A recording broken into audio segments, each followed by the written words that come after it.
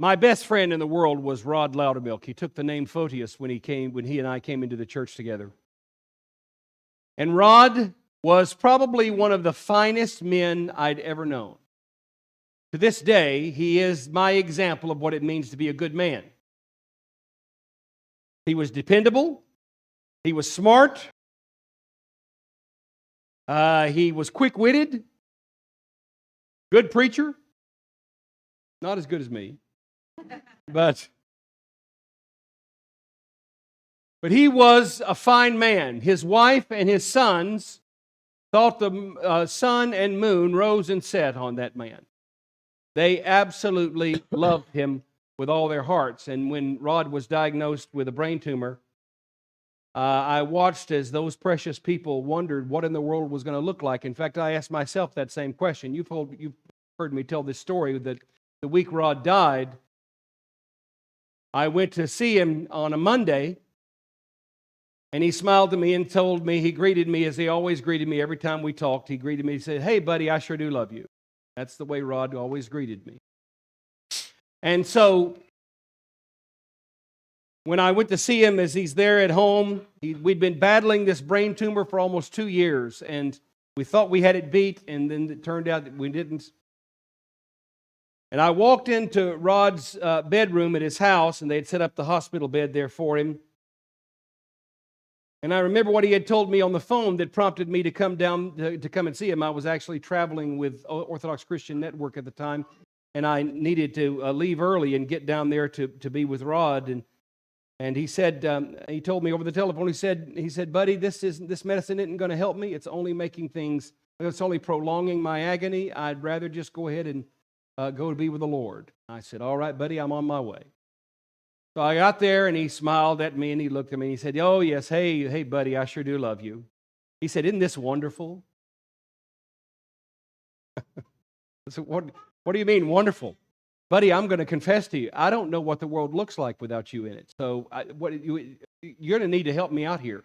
Where is this wonderful?" He said, "I get to die in the arms of the church."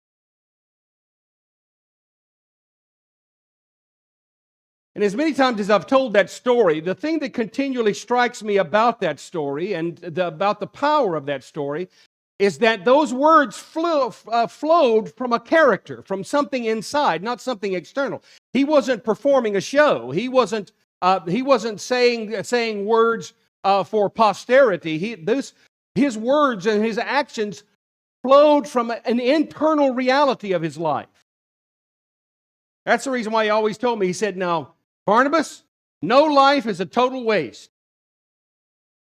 I said, "Really?" He said, yeah, no life is a total waste. It can always serve as a bad example. So there's hope for me. No life is a total waste. It can always serve as a bad example. But what does it take to be a good man? Now, forgive me, ladies, if this sounds like I'm talking to the fellas today. You're right, I am. But you can take these principles as well. This is about being a human being, but I'm specifically interested in what does it take for a man to live an honorable, good life? How does one become a good man? How does one become a man of integrity, a man of honor, a man of dignity, a man that society is glad you're here? Not a society that wishes, can't wait till you're off the scene. I've met men like that as well. When I was a police officer, it seemed like I was running into them practically every day. So an old, wise old sergeant told me one time, he said, "Now, you need to be patient, dear Officer Powell. You're meeting most people on the very worst day of their life. So keep that in mind as you're dealing with people." I thought that was good. But the Apostle Paul this morning gives us a powerful insight. And can I run one quick rabbit trail real quick? When you hear me talk today, the thing that is motivating my words today is something that is very central to being an Orthodox Christian. Orthodox Christianity is not a me and Jesus got our own thing going world. Orthodox Christianity is in the community building business. Orthodox Christianity is in the writing society business, healing society business, healing families business, healing humans business. That's what Orthodox Christianity is about. That's the purpose of Orthodox Christianity. Orthodox Christianity is the medicine of immortality, and teaching us and training us how to enjoy living forever. But at the very heart of that is the principles necessary for a man to be a good and honorable man. I never will forget, I was with a man who was in probably one of the most dark periods of his life. His family was falling apart. His career was falling apart. He was afraid. He was broken. And I never will forget his words as he sat across from me with his face in his hands after weeping like a child. He looked at me and he said, "Father Barnabas, I just want to be a good man. I just want to be a good man." That's an honorable desire, folks. How do you do it? Is it about following rules? Is it about being John Wayne? No, if you can pull off that walk, God bless you.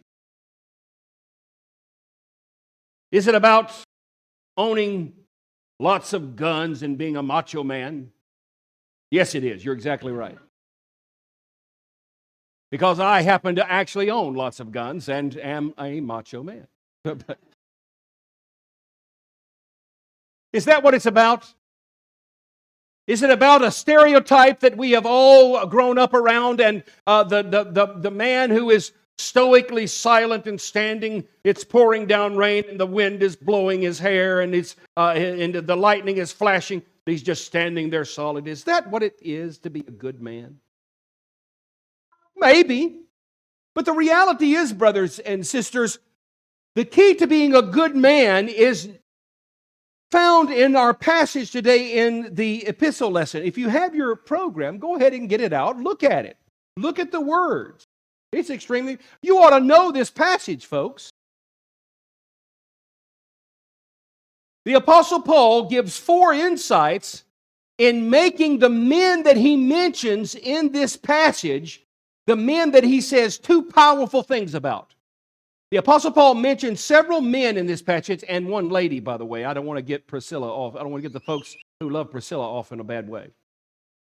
He mentions a group of men, and he says 2 things about these. He describes these men in 2 ways, and he tells the community, this is how you ought to interact with these kinds of men. He says of these men, be subject to such men. Do you know what that means, be subject to such men? In other words, if you want to be a good follower of Jesus Christ, the guys that I'm talking to you about this morning, folks, I want you to do what they tell you.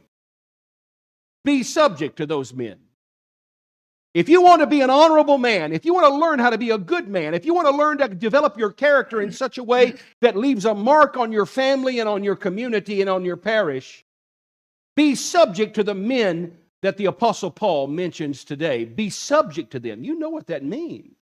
Now, we don't have kings, but to be a subject of a king is to be under the authority of that king. If he says go, you go. If he says stay, you stay. Be subject to the men that I'm going to mention, the Apostle Paul says. And then he says this: they have made up for your absence, for they have refreshed my spirit as well as yours. Give recognition to these men. So the Apostle Paul mentions some leaders in the parish, some leaders in the church there in Corinth who had their own messes going on. And he tells them, I want you to be subject to these men, and I want you to give recognition to these men. By the way, brothers and sisters, here's a little piece of advice for wives. Wives, do you want your husband to be a happy man? Do you want now, you may not care whether he's happy or not. Then we got other issues. But if you want your husband to be a happy man, children, if you want your father to be a happy man, the craving that most men want more than they want anything else. Now, I want you to pay attention to this, folks, because if you get this, your life will be changed immediately today. It'll never be the same. When you leave this building, you'll never be the same again if you have the courage to hear this. You want a husband to be happy? You want a father to be happy? Show respect. A man loves respect, and he hungers for it. He desires it a great deal. You want to make a man, you want to make your father happy, you want to make your husband happy, show him respect. Why is that? Because, brothers and sisters, there is something about the character of a man that wants to know that his work and his actions and his presence is both appreciated and acknowledged. Why does he hunger for that? Because, brothers and sisters, men are meant to be like Christ, and Christ is our example of true manhood. That's why we hunger for this. But then the Apostle Paul gives us these several principles to making a man honorable and a good man. First off, watch. He says this, brethren, be watchful. You want to be a good man? You want to be an honorable man? You want to be a man that is worthy of respect? By the way, folks, if you have to demand respect, you don't deserve it. So let me just say that right off the bat. So if you're demanding respect, chances are you don't deserve it. But if a man is being a watchful man, for heaven's sake, respect him. The first step in being a good and honorable man and having that good and honorable nature flow from your character, from a change inside, is be watchful, be attentive. A man who pays attention is already on the lookout for the places where he can stumble. There was just recently a story this past week of a major evangelical pastor who was a pastor of a mega church and very, very famous in that world and very famous in conservative circles and all this kind of stuff and everything else. And it came out that he had fallen morally. And everybody was just absolutely amazed. Brothers and sisters, especially my brothers, there is absolutely no way you can calculate the temptation and the danger of not paying attention to how you live. If you're going to be an honorable man, if you're going to be a good man, if you're going to be a man worthy of respect, you're going to be a man that pays attention. Be watchful. Not just paying attention, but stand firm in your faith. Now, that doesn't mean being stubborn, though I enjoy being stubborn. It'd be different if I wasn't right. No, but come on. No. Stand firm in your faith. That means, men, that if you want to be an honorable man, a good man, a man filled with character, a man that has his character shaped by the eternal truths, then you're a man who stands firm in his faith. That presupposes you're actually curious about learning your faith. If you're going to stand firm in something, you better understand and explore it and be a student of it and being a disciple of it. If you want to be a good man, if you want to be a man worthy of respect, if you want to be a man worthy of honor, stand firm in your faith, be a curious disciple of Jesus Christ. Do it on purpose, do it every day, and make your life conform to the wisdom of the eternal Jesus Christ. Next, I like this one. Don't just be attentive. Stand firm in your faith, but be courageous. I almost want to quote Arnold Schwarzenegger here and say, don't be a girly man. Be courageous. Now, brothers and sisters, courage doesn't mean stupid chance-taking. Courageous means that when everybody else is going the wrong way, you refuse to follow them. When everyone else is making the choice that's easy, you make the choice that's difficult. When everyone else is saying to you, let's compromise, let's just go along to get along, you say, no, there are things that are true all the time, and I am going to stand for them. Well, we're going to hate you. Okay. Do you want to be a good man? Do you want to be a man worthy of respect? Do you want to be a man of honor and dignity? Do you want your children and your wife to look at you with respect and honor? Be courageous. Take the lead. Stand in front. I love this meme that I saw of this father holding an umbrella, a shield over his family as the arrows of the enemy came raining down, and the father was standing there holding the shield over the family while the arrows are going into his back. If you're going to be a good man, if you're going to be a courageous man, if you're going to be an honorable man, if you're going to be a man worthy of respect, gentlemen, be courageous, be brave, dare to stand in the face of darkness and stand against it. Next, be strong. That means resilient, folks. That means you're not one that says, well, it was hard, let's give up. I can't tell how many times that I've dealt with, I worked with a guy who he built decks. And I'd go with him, I was his helper. And he was trying to teach me something, and I tried it one or two times, and I just said, this is just too hard, Bill. This is just too hard.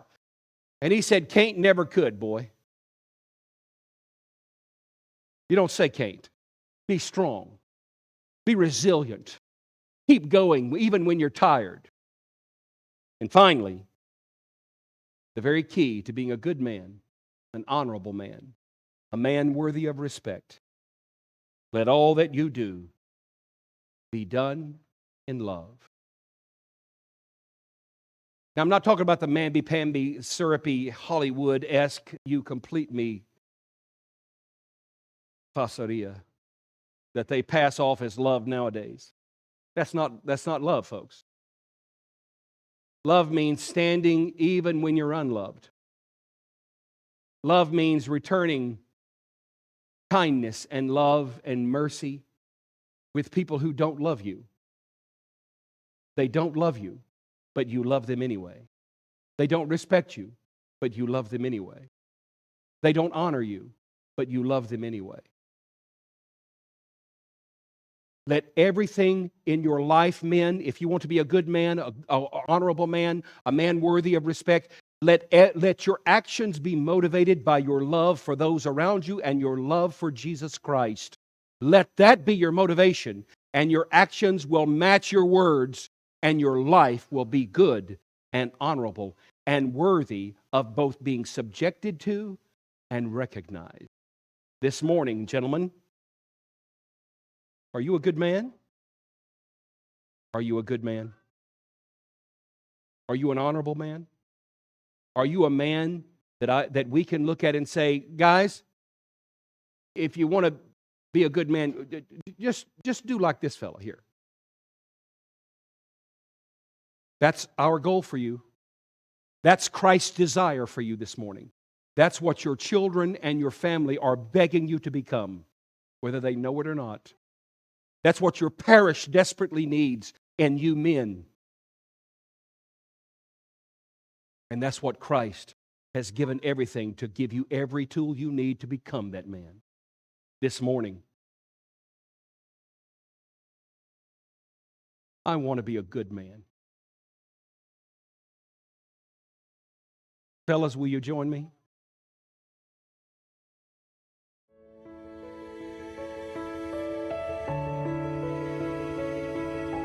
Thank you so much for watching. I pray this was a blessing to you. If it is a blessing to you, please don't forget to like and subscribe and share these videos. It really does help us a great deal. Speaking of helping us, if you'd like to support this media outreach, go to our Patreon site at Faith Encouraged on patreon.com. You can also visit us at our website at faithencouraged.org and write me at frbarnabas@faithencouraged.org. I look forward to seeing you next time. Don't forget to like and subscribe. God bless you.